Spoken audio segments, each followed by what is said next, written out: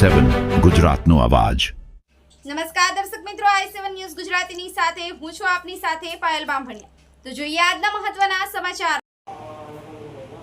આંકલાવના ખડૂલની જે chemical company સામે ગ્રામજનોનો રોષ, કલેક્ટરને આવેદનપત્ર આપી કાર્યવાહી કરવાની માંગ। આણંદ જિલ્લાના આંકલાવ તાલુકાના ખડૂલ ગામમાં આવેલી જે કેમિકલ કંપની સામે પર્યાવરણ અને આરોગ્યને નુકસાન પહોંચાડવાના ગંભીર આક્ષેપો સાથે ગ્રામજનોએ અવાજ ઉઠાવ્યો છે। સ્થાનિકોના જણાવ્યા મુજબ કંપનીમાંથી નીકળતા ધુમાડા અને રાસાયણિક પ્રવાહીના કારણે જમીન, પાણી અને હવાનું પ્રદૂષણ વધી રહ્યું છે। ખેડૂતો પાકની ગુણવત્તામાં ઘટાડો, પશુઓમાં વિવિધ બીમારીઓ તેમજ બાળકો અને વૃદ્ધોમાં શ્વાસની તકલીફ, આંખમાં બળતરા અને માથાના દુખાવા જેવી સમસ્યાઓ વધી હોવાનો દાવો કરી રહ્યા છે।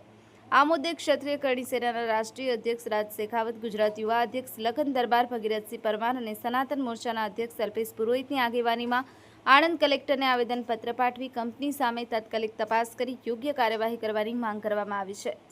Bureau chief Nirendra Sharma, i7 news Gujarati, Anand.